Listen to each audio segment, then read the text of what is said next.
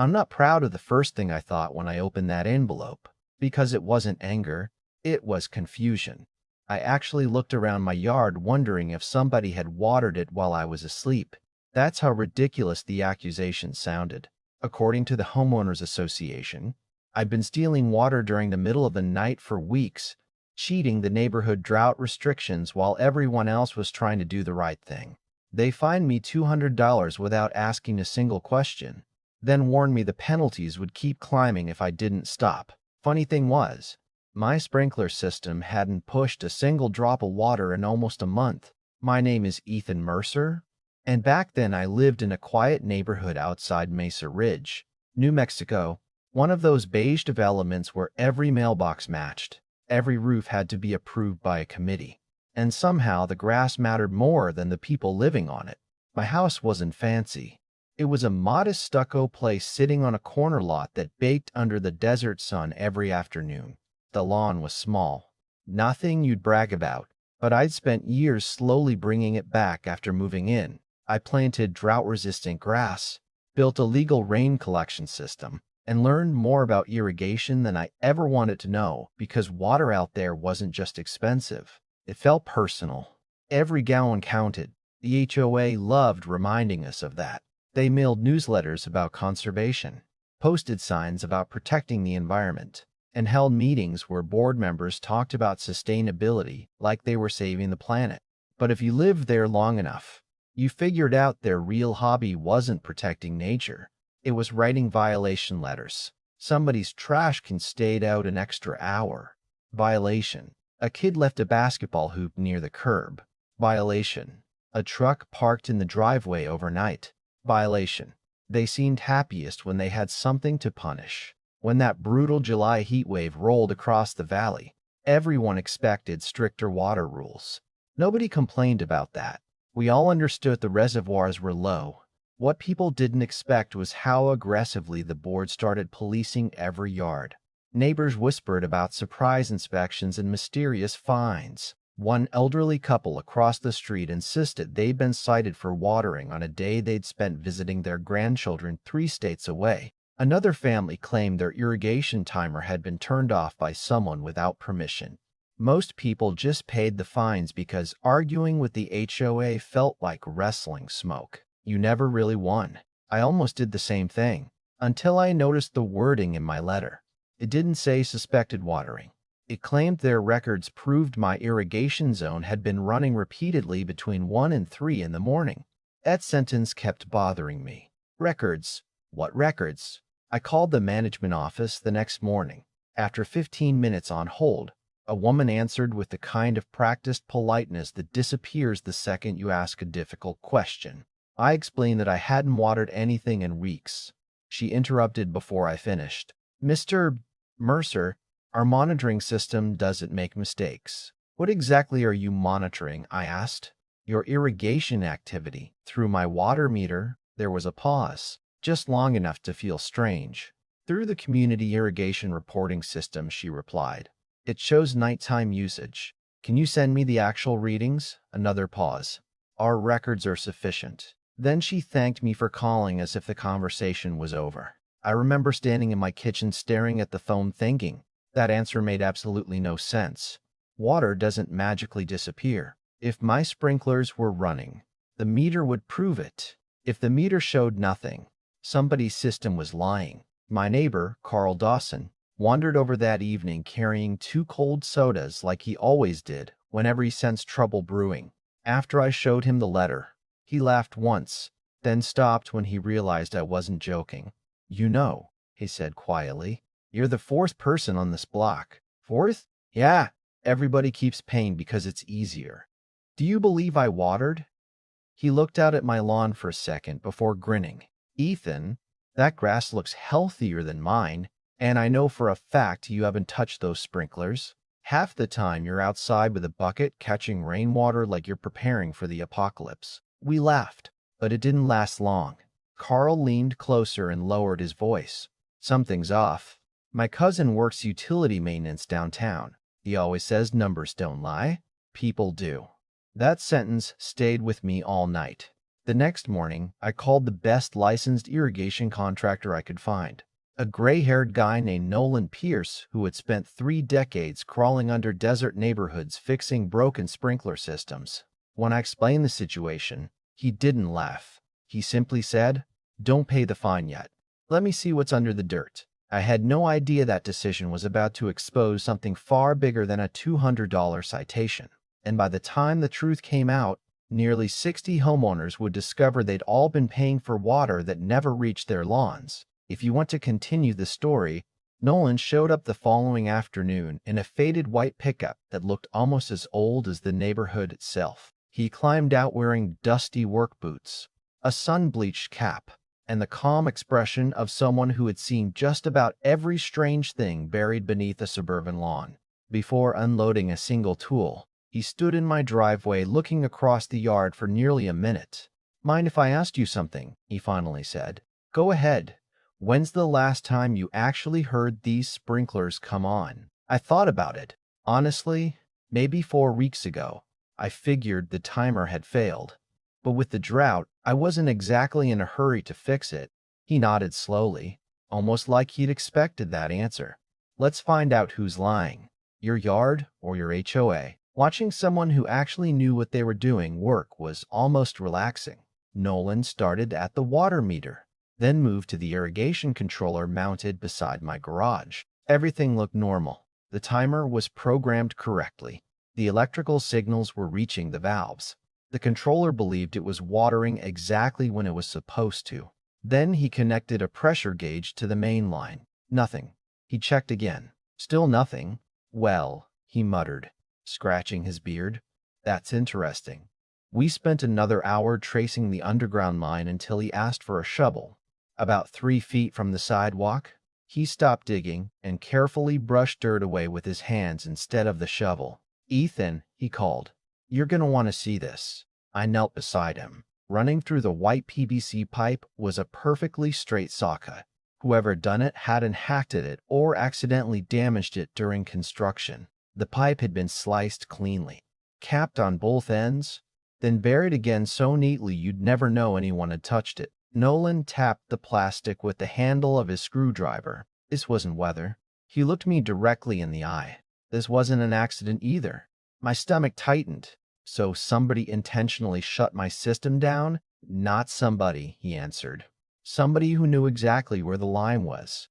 He opened another valve farther down the yard just to be certain. Bone dry. The water meter inside the utility box hadn't moved a fraction of a gallon. "You've been using exactly 0 irrigation water," he said. "If anybody says otherwise, they're either incompetent or they're lying." I asked him to write everything down. He smiled. "Already planned to." 2 days later, I walked into the monthly HOA board meeting carrying Nolan's report, color photographs, pressure readings, and copies of my water bills. The room looked exactly like every HOA meeting ever held in America. Folding chairs, stale coffee, fluorescent lights that made everybody look exhausted, and board members sitting behind a long table acting like they were presiding over Congress. The board president, Linda Grayson, barely looked up when my name was called. "Mr. Mercer," she sighed. "Are you here regarding your irrigation violation?" "I'm here because your violation is impossible." She adjusted her glasses. "Our monitoring system indicates otherwise." I laid Nolan's photographs on the table. "My irrigation line has been physically cut underground. The system can't deliver water because someone sealed it." She glanced at the pictures for maybe 2 seconds before sliding them back toward me. "Photographs don't invalidate our reports. Neither does reality?" I asked. A couple people in the audience chuckled. Her face hardened immediately. "Mr. Proper, Mercer, if your lawn is green, it's being watered." I couldn't help smiling. Or maybe I spent 6 weekends reseeding it and hauling buckets of collected rainwater across my yard like an idiot. More laughter. Linda wasn't amused. Another board member leaned toward his microphone. "Perhaps your contractor is mistaken." Nolan happened to be sitting in the back. He slowly stood up. "Ma'am," he said in the calmest voice imaginable, "I've held an irrigation license for 32 years. That pipe was cut by human hands." "That's your opinion?" Linda answered. Nolan shrugged. No, that's physics. The room went quiet. Even people who usually sided with the HOA started looking uncomfortable. Instead of discussing the evidence, the board voted to uphold my fine anyway. Then they warned me additional penalties would continue until I corrected the violation. I actually laughed out loud. Correct what? I asked. The pipe you people cut? Gasps rippled through the audience. Linda slammed her little wooden gavel. Meeting adjourned. Walking out of that building, I realized something important. They weren't protecting a mistake anymore. They were protecting themselves. That's when I hired attorney Rebecca Sloan, a woman with the terrifying habit of smiling right before asking questions nobody wanted to answer. After reading everything, she leaned back in her chair and said, "Ethan, I don't think this case is about your lawn." Then what's it about? Discovery. She explained that under state HOA compliance laws, we could demand maintenance records, internal emails, contractor invoices, inspection reports, and system documentation. If they're telling the truth, she said, we'll know quickly.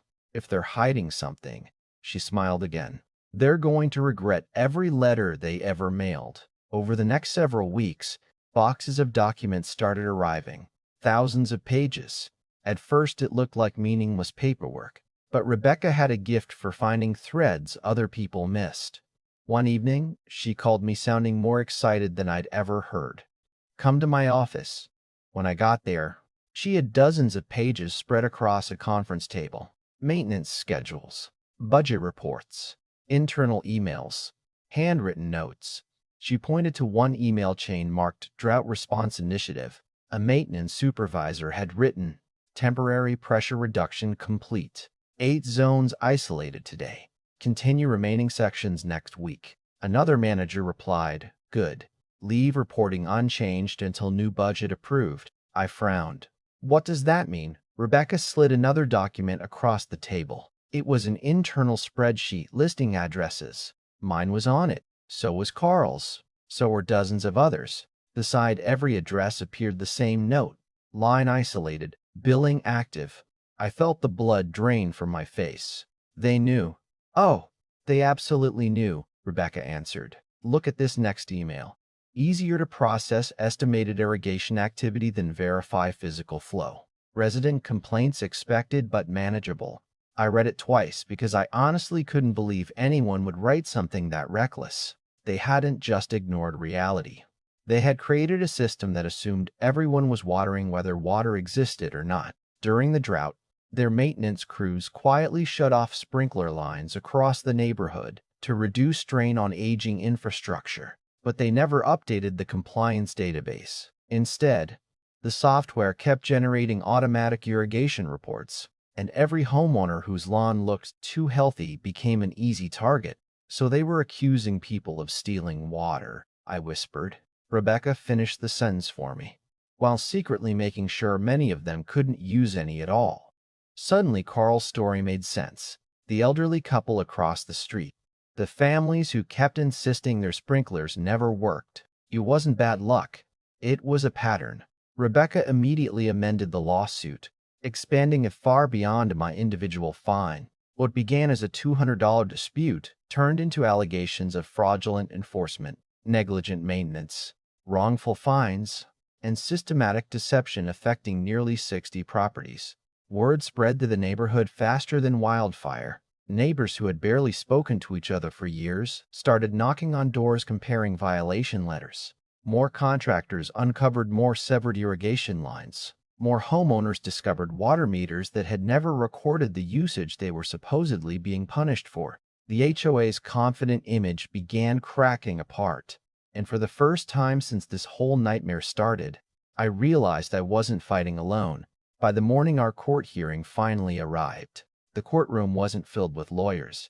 It was filled with neighbors waiting to find out whether the people who had spent years policing everyone else were finally about to be judged themselves. If you want to continue to the cinematic courtroom climax and final ending, the courtroom felt strangely quiet that morning, not because there weren't many people there, but because everyone seemed to understand they were about to watch something bigger than a disagreement over a patch of grass. Nearly every seat behind me was filled with neighbors I'd barely spoken to before this whole mess started. Carl sat in the second row with his arms folded. Nolan wore the same faded work boots he'd worn while digging through my yard. And across the aisle, I recognized the elderly couple who'd been fined while they were visiting their grandchildren. We all ended up in that room because somebody decided paperwork was more important than the truth. Linda Grayson walked in with 2 attorneys and a binder so thick it looked like it could stop a bullet. She avoided eye contact with everyone. A month earlier, she'd spoken to homeowners like we were children. That morning, she couldn't even look in our direction. When the judge entered, the room stood, then settled into complete silence. Rebecca didn't waste time. She started with something simple. Your Honor, my client was accused of stealing water. We intend to prove he physically could not have used the water he was accused of stealing. She called Nolan first. He explained every pressure test, every measurement, every photograph, and every inch of the severed pipe with the calm confidence of someone who had spent a lifetime letting facts speak louder than opinions. Then the defense attorney stood for cross-examination. Mr. Pierce, he asked, is it possible, Mr. Mercer repaired the line before you inspected it? Nolan smiled just enough to make the courtroom laugh before he answered.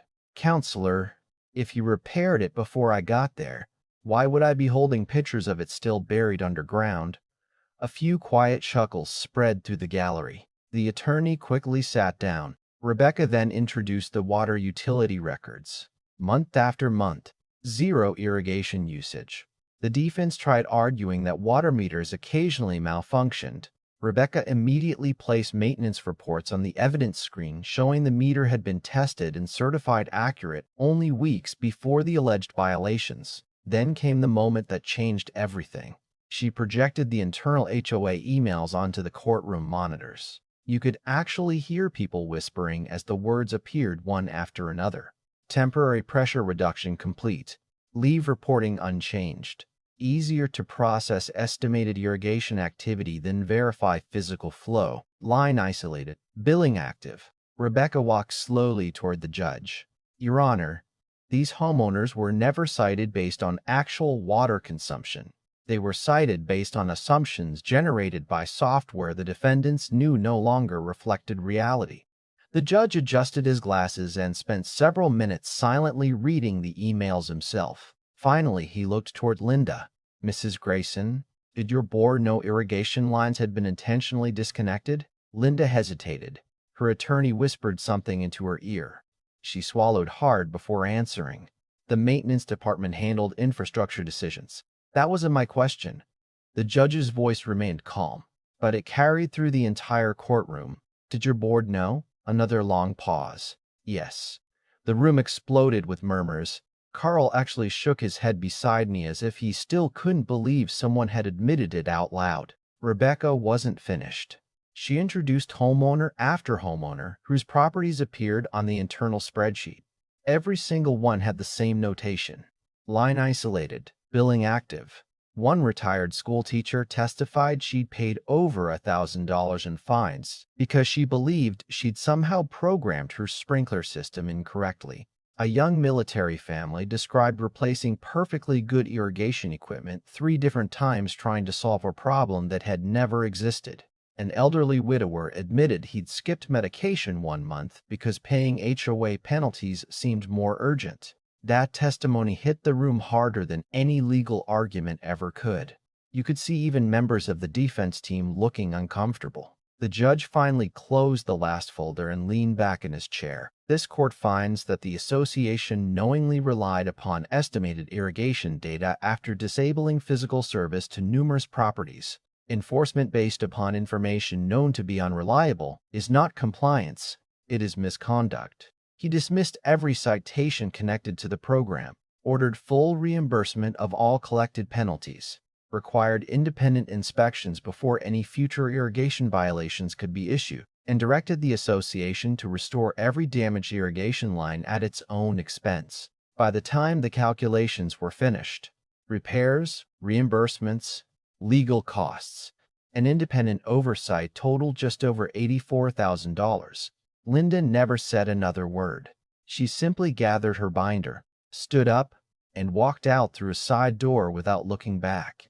The property management company resigned less than 2 weeks later, and before the summer ended, several board members quietly stepped down. The strangest part was what happened afterward. My lawn didn't suddenly become the greenest in the neighborhood. It looked almost exactly the same as it always had. Every Saturday morning, I'd still be outside checking my rain barrels, spreading seed where the sun had burned patches away, and carrying buckets of collected rainwater because old habits are hard to break. The difference wasn't the grass, it was the people. Neighbors who barely waved before now stopped to talk. They shared tools, compared repair invoices, even laughed about how a $200 fine had uncovered something that had been happening for years right beneath everyone's feet. Looking back now, I don't think the biggest lesson was about corrupt HOA boards or broken sprinkler systems. It was about how easily authority becomes comfortable when nobody asks questions. They expected me to pay the fine, apologize for something I never did, and move on. Instead, one contractor with a shovel, one attorney willing to keep digging, and a handful of neighbors brave enough to speak up exposed a system built on convenience instead of truth. Sometimes justice doesn't arrive with dramatic speeches or revenge. Sometimes it starts because someone simply refuses to accept an answer that doesn't make sense. So now I'd like to ask you something. If you're in my position, would you have paid the fine just to make the problem disappear? Or would you have risked everything to prove you were right? And do you think the HOA made an honest mistake? Or do you believe they knowingly crossed the line long before anyone uncovered the evidence? Let me know what you think in the comments below. If you enjoyed this story, don't forget to like the video, subscribe to the channel, and share it with someone who's ever had to deal with an HOA or community board that thought nobody would ever challenge them. Trust me, sometimes the smallest accusation uncovers the biggest truth.